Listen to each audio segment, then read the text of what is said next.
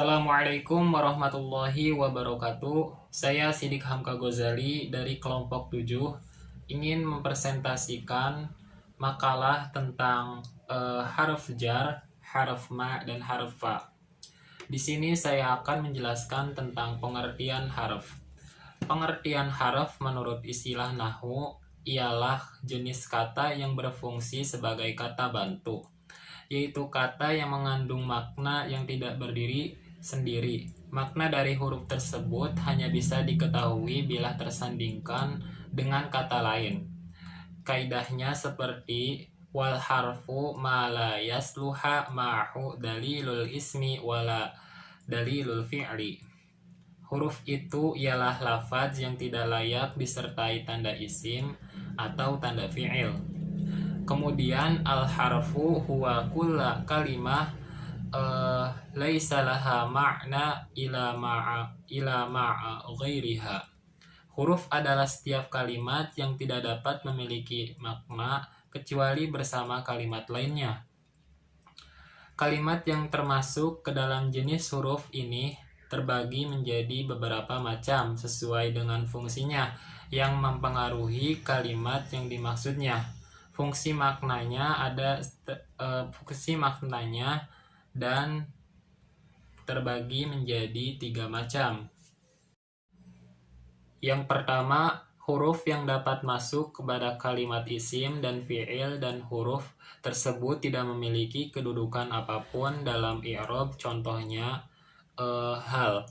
Yang kedua, huruf yang khusus masuk pada isim dan huruf tersebut memiliki fungsi dalam i'rabnya, contoh in dan fi. Yang ketiga, huruf yang khusus masuk pada kalimat fi'il dan huruf tersebut memiliki fungsi dan kedudukannya dalam fi'il tersebut, contohnya seperti huruf atau amil nasab dan jazm yang masuk pada fi'il mudhari. Selanjutnya akan dipaparkan oleh materi selanjutnya. Saya akan menjelaskan tentang makna dan contoh haraf jar. Nah, yang pertama yaitu min, dari. Huruf jar ini sebenarnya memiliki beberapa makna, namun secara umum huruf ini memiliki makna ibtida atau permulaan. Yang dimaksud dengan permulaan dalam hal ini dapat berupa tempat maupun berupa waktu. Selain bermakna sebagai permulaan, huruf ini juga bermakna tab'id atau sebagian. Adapun makna dari huruf ini tergantung dengan konteks kalimat yang dimasukinya. Contoh, ana min qaryati, saya dari desa, dan minal jinnati wan nas, dari bangsa jin dan manusia. Yang kedua, ila. Huruf jar yang selanjutnya ini merupakan makna intiha yang berarti batas akhir atau penghabisan, di mana yang dimaksudkan dengan penghabisan dalam hal ini dapat berupa tempat maupun berupa waktu, sama halnya dengan huruf min yang sebelumnya sudah dibahas.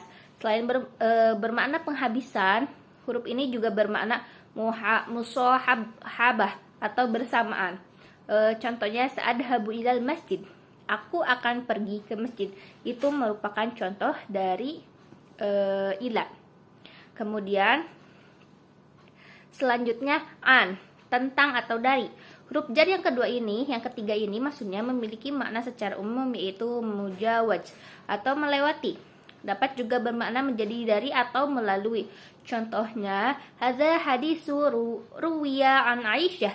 Ini hadis yang diriwayatkan dari Aisyah. Nah, kemudian keempat, ala. Huruf ini secara umum dapat digunakan untuk menunjukkan isti'la, yaitu atas atau di atas. Nah, contohnya al-kitabu alal maktab, kitab di atas meja. Kelima, fi, di dalam. Huruf fi merupakan salah satu huruf jar yang memiliki banyak makna, di mana secara umum huruf ini bermakna dorfiyah yang berarti di atau di dalam.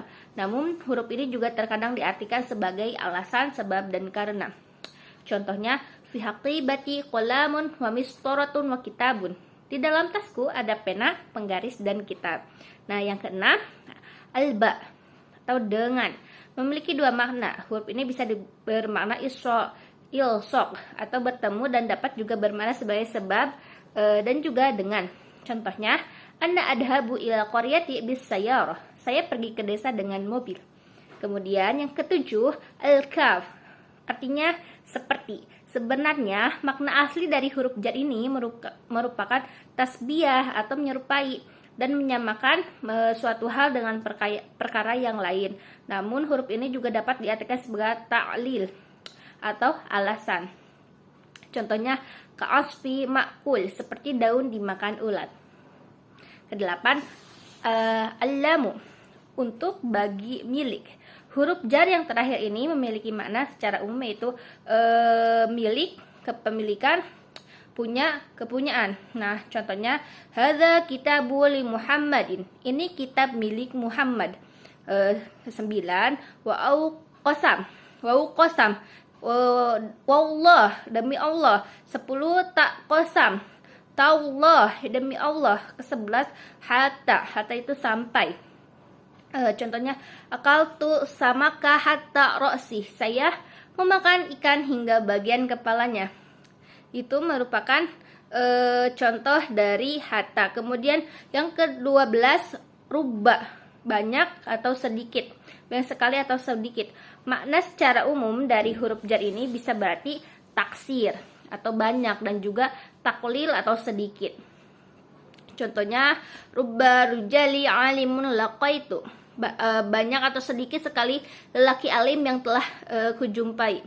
Itu merupakan contohnya. Mungkin cukup sekian tentang makna. Selanjutnya bisa dijelaskan oleh teman saya. Baik, selanjutnya ialah penjelasan tentang ma. Berikut penggunaan ma dalam sebuah kalimat yang berbentuk huruf.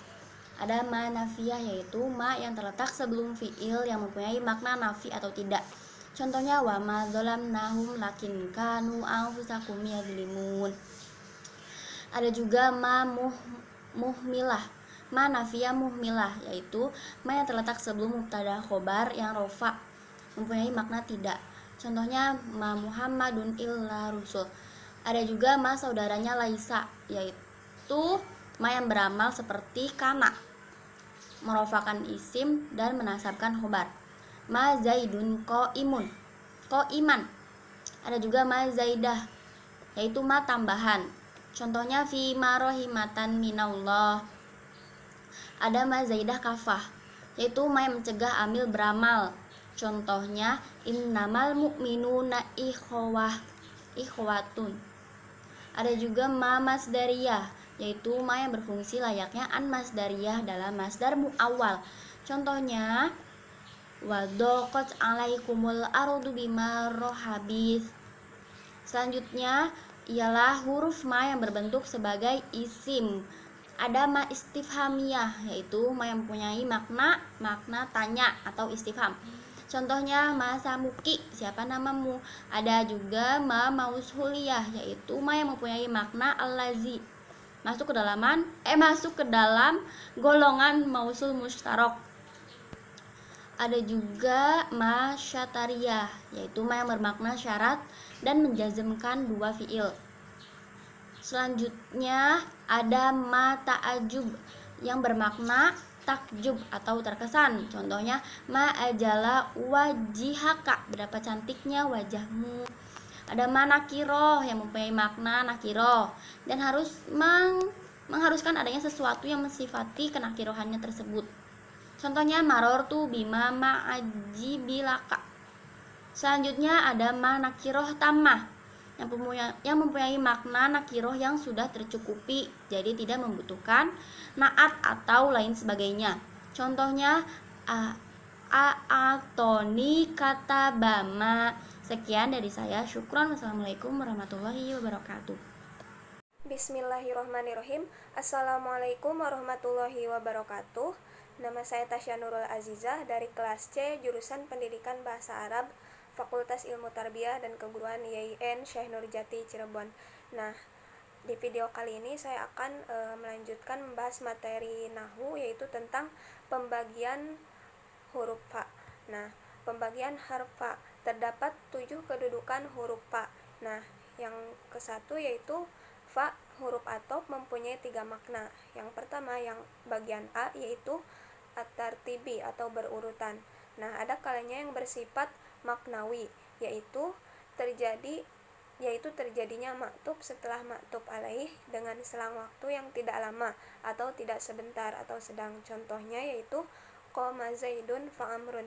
Nah, ada kalanya yang bersifat zikri, yaitu fa sebagai huruf atop yang memerinci terhadap jumlah sebelumnya tanpa melihat urutan waktu. Contohnya yaitu tawaddoa fa ghasala wajhahu wa yadayhi wa masaha ra'sahu wa rijlaihi.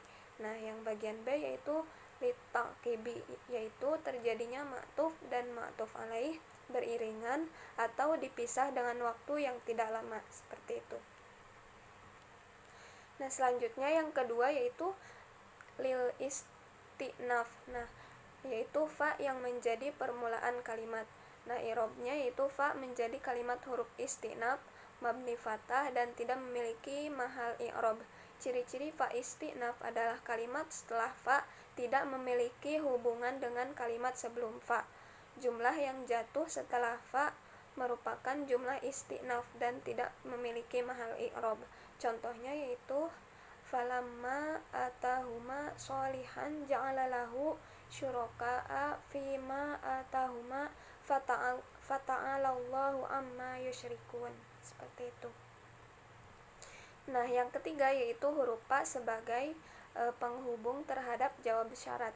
I'rabnya yaitu fa kalimat huruf mabni fathah dan tidak memiliki mahal i'rab, dan fa menjadi jawab syarat. Adapun jumlah setelah fa mahal jazam menjadi jawab syarat apabila adat syarat berupa amil yang menjazmkan, dan tidak memiliki mahal i'rab apabila adat syarat tidak berupa amil yang menjazmkan.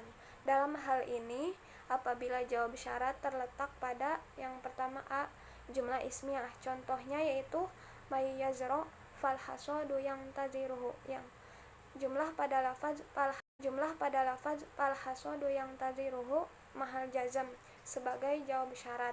Nah, yang B jumlah fi'liyah dan fi'ilnya berupa isim jamid, contohnya yaitu intuhmil falastafaizan, jumlah pada lafaz falastafaizan mahal jazam sebagai jawab syarat atau berupa tolab atau perintah, contoh yaitu intakul fala tuksir, seperti itu. Yang selanjutnya bagian C yaitu jumlah fi'liyah bersamaan dengan kod, contoh intadrus faqad tafuz. Yang bagian D yaitu jumlah fi'liyah bersamaan dengan ma, contohnya yaitu in tajtahid fama anta nadimun. Yang bagian E yaitu jumlah fi'liyah bersamaan dengan lan, contohnya yaitu in takzib falan ta'rafar rohati. Yang bagian F yaitu jumlah fi'liyah bersamaan dengan sin atau saufa, contohnya in tata'allam fasaufa tatadomanu mustaqbilak. Nah, yang bagian G yaitu jumlah yang dimulai dengan ruba, contoh idza jawa artani farubbama ukrimaka. Nah, selanjutnya yang bagian H yaitu jumlah yang dimulai dengan ka'an nama, contohnya yaitu waman ahyaha faka'an nama ahyanna sajami'a. Yang terakhir yang I yaitu jumlah yang dimulai dengan adat syarat, contohnya yaitu mayyu'amiluka fa'ilka naswadikon fa'amiluh. Nah, selanjutnya yang keempat yaitu fa sababiyah, yaitu fa huruf atop yang menasobkan fi'il mudhari dengan an yang tersimpan secara wajib, dengan syarat lafadz yang jatuh setelah fa menjadi musabab dari lafadz sebelum fa, dan fa sababiyah harus didahului oleh salah satu 7 perkara berikut. Yang pertama yaitu amar atau perintah, contohnya yaitu ijtahid fatanjaha akhiros sanah. Yang kedua yaitu nahi atau larangan, contohnya la taksal fatarsuba fil imtihan.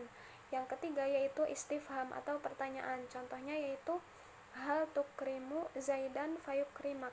Yang keempat yaitu tamani atau mengharapkan sesuatu yang tidak mungkin terjadi atau sulit diwujudkan, contohnya yaitu ya laitani kuntu ma'ahum fa'afuza fauzan azima. Selanjutnya yaitu ard, yaitu memerintah dengan cara halus, contohnya ala tadnu fatasma ama akul. Nah, selanjutnya yaitu tahdid atau memerintah dengan keras. Contohnya, hala sa'antal fuqara'a fataksabu ajroka indallah, seperti itu. Nah, yang selanjutnya yaitu taroji atau mengharapkan sesuatu yang disenangi. Contohnya yaitu la'allahu yazakka au yazakaru fatanfa'ahu dzikra. Yang selanjutnya yaitu nafi. Contohnya yaitu la yuqdo alaihim fayamutu.